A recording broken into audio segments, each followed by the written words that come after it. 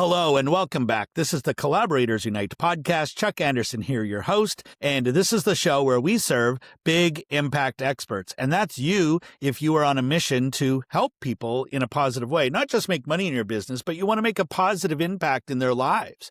And maybe even that ripples out to the lives of people in your community and even people in the world. And whatever your mission is, whatever the size and scope of the impact you want to make is, there's always another level. There's always that place that we're aspiring to. Today, we're not going to talk about another tactic. We're not going to talk about another marketing method, because I think we do talk a lot about those, and there's no shortage of those. But sometimes the impact that we're really making is either it's manifested or limited by the way that we think. And so we're going to talk about limiting beliefs by someone who is an absolute expert at this. So today, my guest is Goodman. And welcome to the show. Thank you, Chuck. Pleasure to be here. Really appreciate the invitation. Yeah, and I remember our first conversation. I really like what you do. And again, it's not another tactic. It's not another strategy. It's not another method. And from time to time, I think we do need to take a step back and look at how we are showing up, how we're being, how we're thinking, and what are we really bringing to the table. We might want to make a big impact, but really our beliefs say we just comfortable with a small impact. But still aspiring to the big one. And that's something that I've experienced from time to time throughout my career. So I'm glad to have you here. And I think a great place to start is, what's your story? How did it come to be that you're doing this work? And we'll go from there. Well, I'd like to begin by saying that I was born at a very early age. Nice. Yeah, that's a unique quality there. Yeah. Growing up, I was weird. I didn't fit into my family, really. I didn't fit into the kids I was around. I felt like an outsider. I don't belong. It was a key fact in my life, a key belief in my life. And I realized that there must be something wrong with me because I wasn't like all those other people. And so for some reason, I set out to fix myself, to see if I could figure out how to become normal, like all those other people. And fortunately, after 50 years of self-development, I never became normal. So that's the good thing. I did become more myself, which I think is a better goal. So during that time, I took more than 100 workshops and trainings trying to figure out what is the nature of this being here? What is the nature of myself? What's the nature of human nature? What's the nature of other people? How does the mind work? How does consciousness work? What is consciousness? These are the big questions that drove me. It drove me all the way to college, where I got my degree in consciousness studies way back in 1975. So this was it was actually one of the first degrees granted in that field. And I was studying neuroscience and psychology and philosophy and history, like everything I could get my hands on to understand this question, what is the nature of human nature? So that's what drove me, was the desire to fix myself. And then finally I realized, hey, I'm pretty good. I could share some of this with other people. And that's when I began teaching and sharing what I learned over all those decades of study.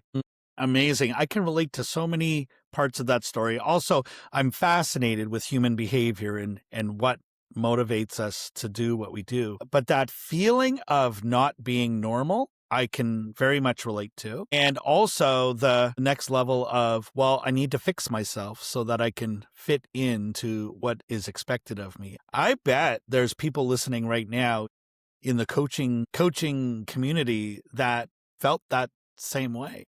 Absolutely. Absolutely. It's easy to feel that way. First of all, because when you're little, when you're a baby, you're looking around the table and you see other people who are able to walk and talk by themselves and communicate with each other with words, and you can't. So what other conclusion can you come to other than there's something wrong with me?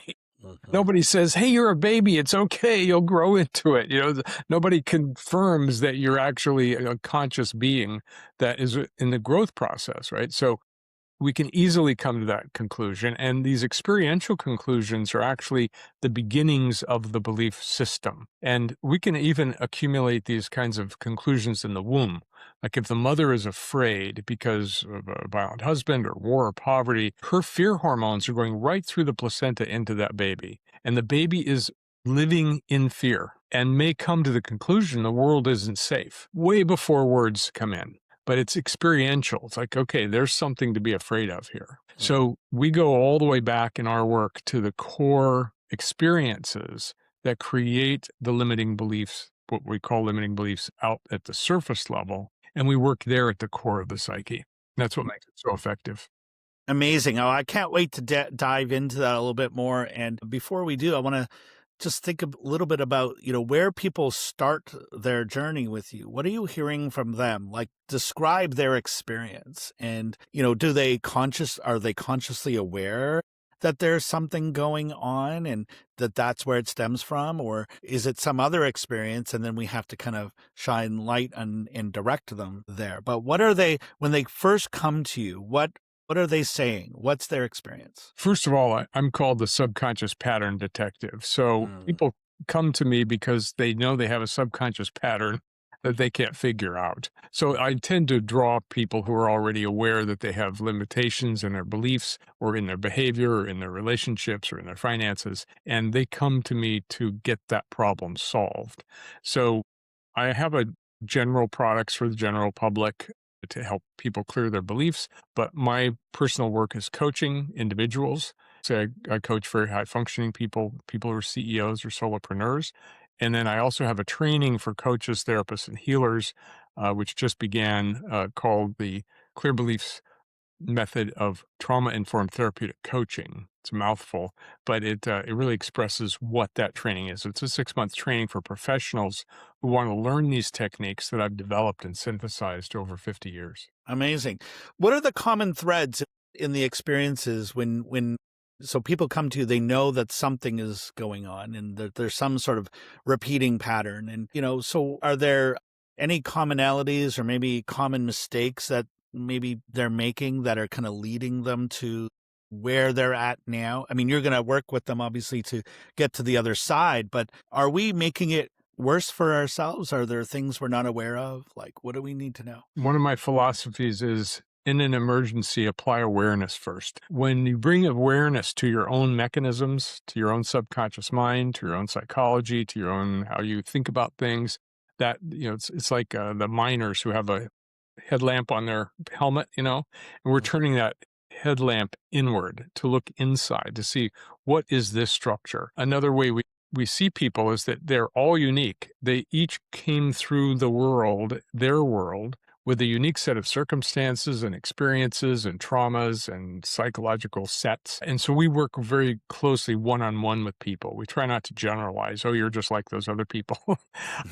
Because each person is unique and has a unique set of beliefs and structures that they've created for themselves. But I'll give you an example of the kind of client that comes to me. So there was a multimillionaire who came to me, and the reason he was a multimillionaire was that he made millions and then he lost millions. Then he made millions, then he lost millions, and he was tired of this pattern.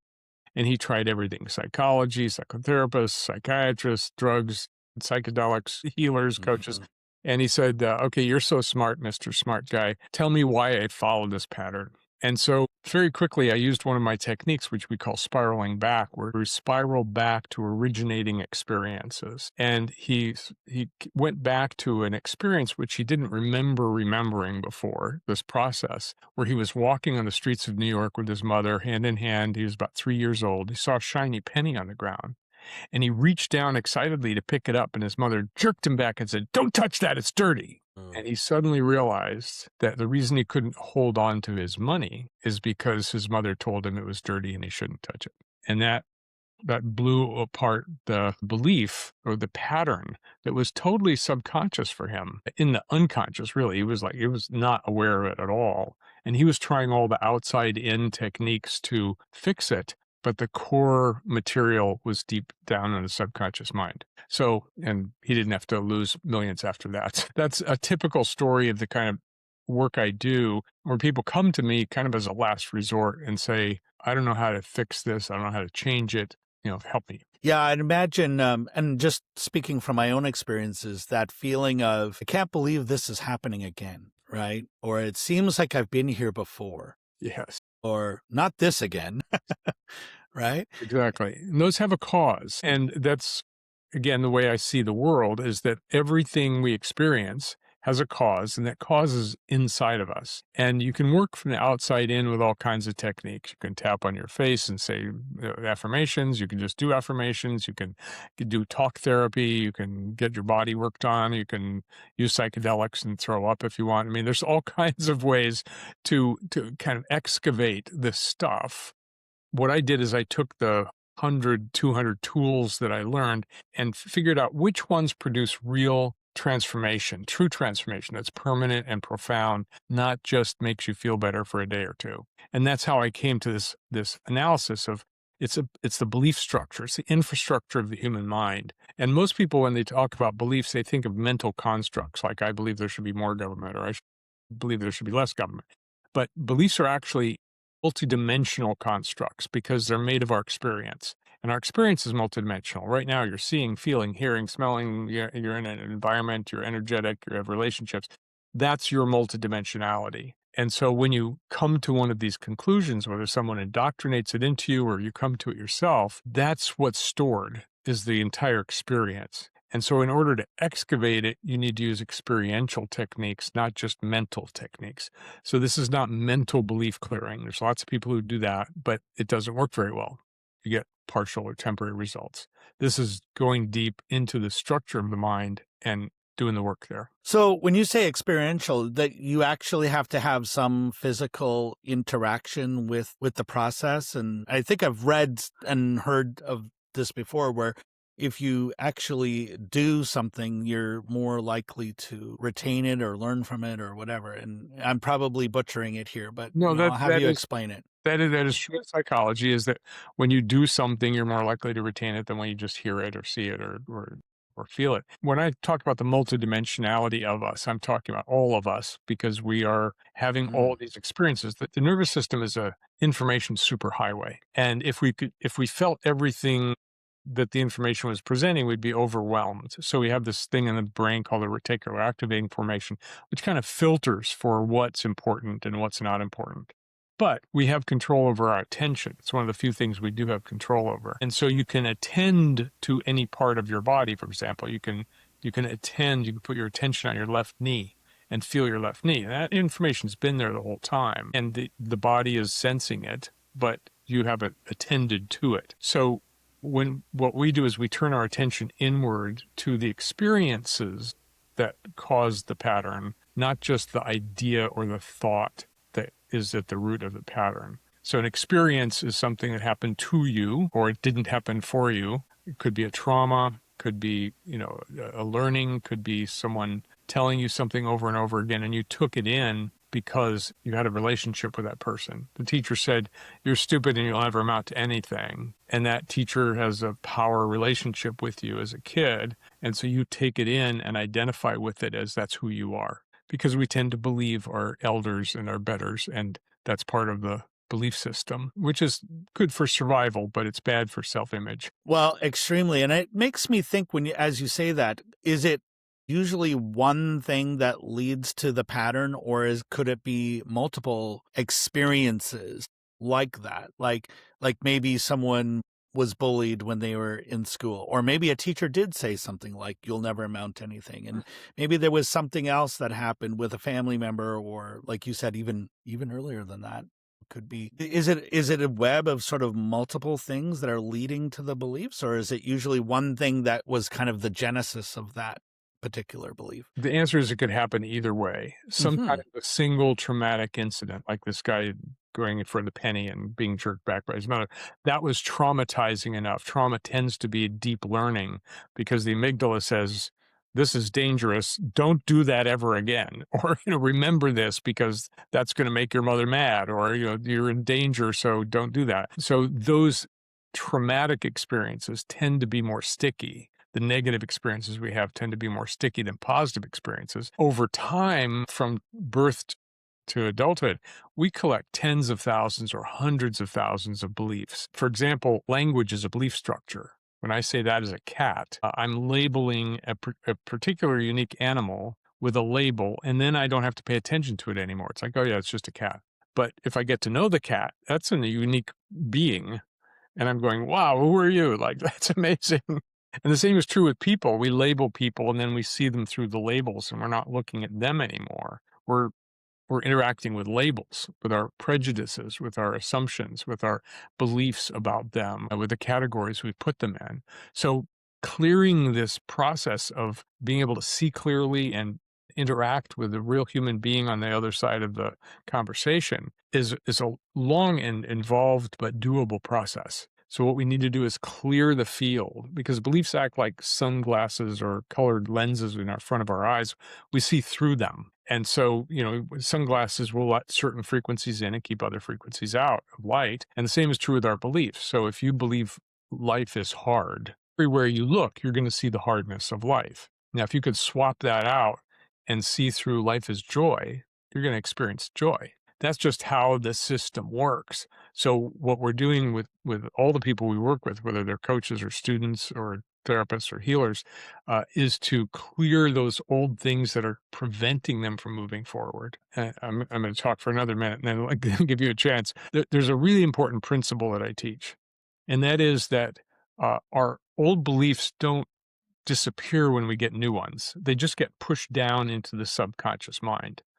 And they live there in the subconscious, kind of sleeping with one eye open, and they're looking for anything that might contradict the belief.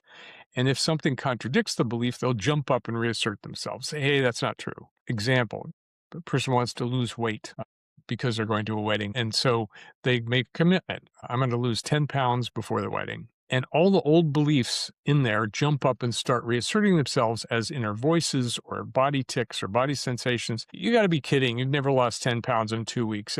Forget about it. And hey, don't remember there's that chocolate cake in the refrigerator because, you can't, you got to eat that before you go on a diet.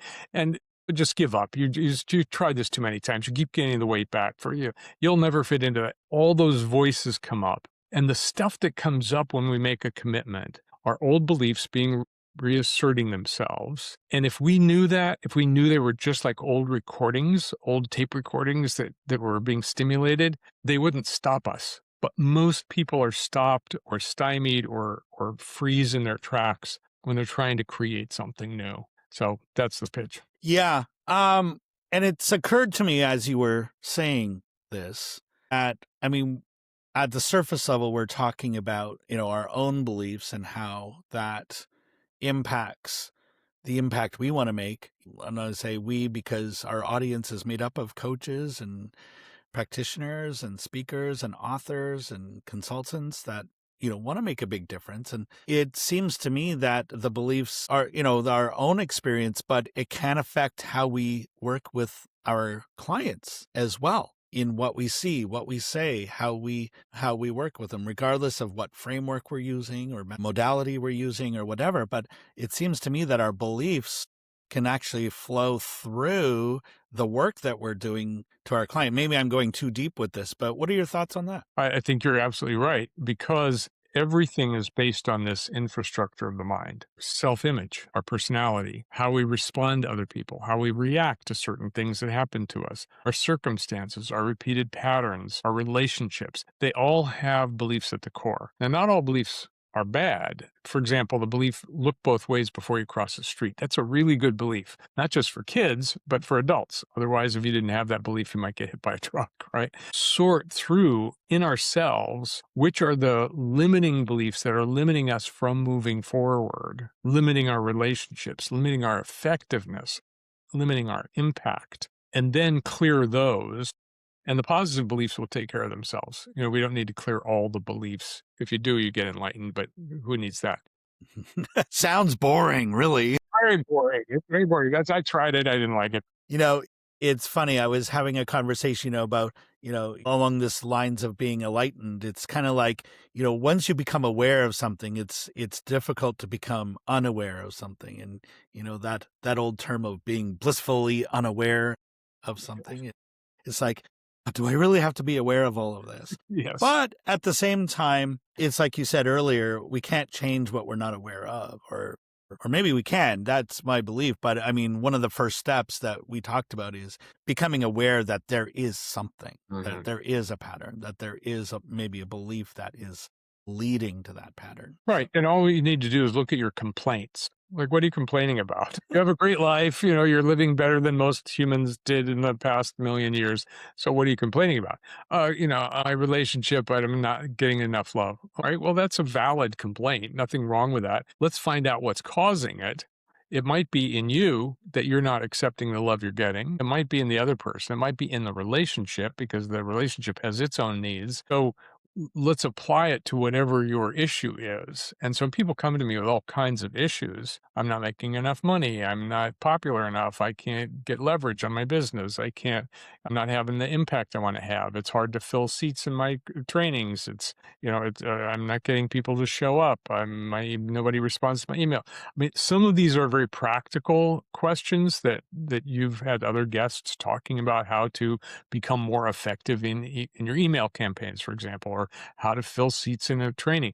But the causes that are inside need to be worked on as well. Because when people are limiting themselves, when you say, I should make 10 marketing calls today, but I wonder what's on TV. That's a distraction technique Yeah. that we use to avoid the uncomfortable feelings associated with making a call. Well, what's underneath that uncomfortable feeling? My dad told me not to talk to strangers.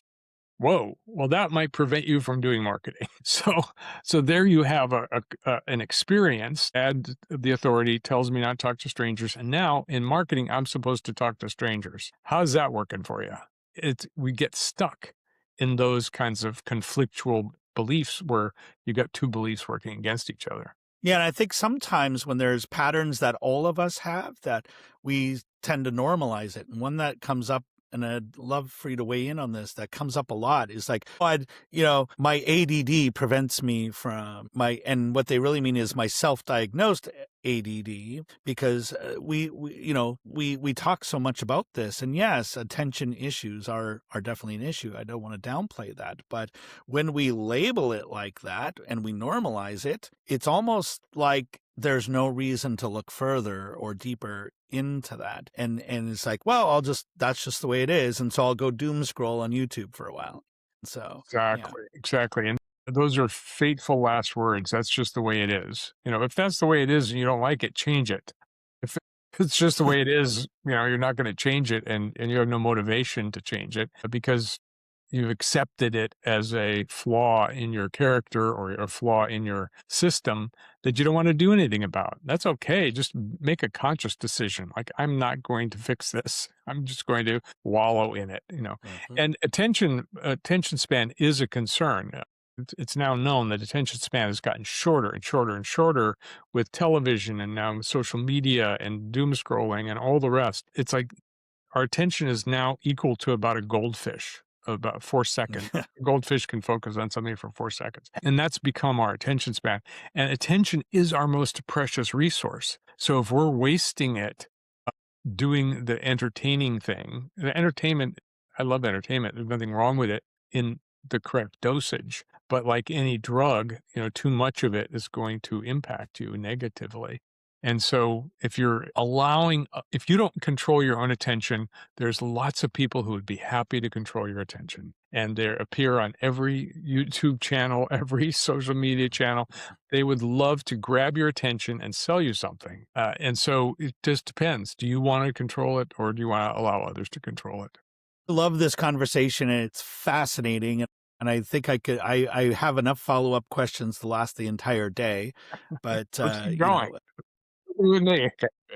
exactly. I want to give people an opportunity to connect with you and learn. Like, if this is resonating, if this is, giving you something new to think about, or maybe as we're talking about this, you're recognizing that, hey, wait a minute, there is a pattern to what I'm experiencing. This is happening over and over and over again. And maybe that's that first awareness piece. I want to give people an opportunity to connect with you. And I know you have a great website. You've got lots of resources on there. You want to tell everybody how to connect with you and what can they expect, and maybe even direct them to something that you have on your website. That would be a great next step. And I'll make sure I put all the details here just beneath the video. Great.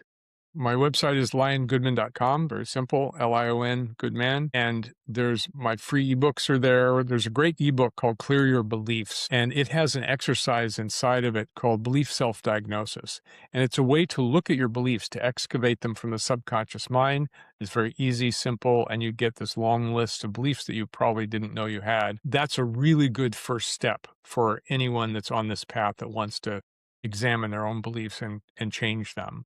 So that's called Clear Your Beliefs. It's under the resources. My coaching, there's a tab about my coaching and lots of information there. So enjoy yourself. And there's also a way to reach out to me on that website, liongoodman.com. Fantastic. Well, if you're watching this on video, I put all the details and links right here. If you're listening to this on an audio podcast, just open up your phone and whatever player you're using, and all of the show notes have Lion's information there as well. And the ebook sounds amazing, like a great next step, and that self-diagnosis exercise of identifying some of those beliefs. It sounds like a great next step, and I highly encourage everybody to go ahead and do that. So Lion, I want to thank you very much for this conversation and, connecting the dots here between, what some of us are experiencing. I mean, we all in the coaching community, we all want to, help people live happier, more fulfilling lives, or at least that's how I describe it for myself. And, along the way, there's these challenges, and some of them are real tactical things, but so many of them, especially when we just, oh, not this again. It's like, yeah, there's this pattern. But I want to thank you for shining some light on that here today. Thank you, Chuck. I wish we did have a couple more hours. You're a great host, and I appreciated all the questions.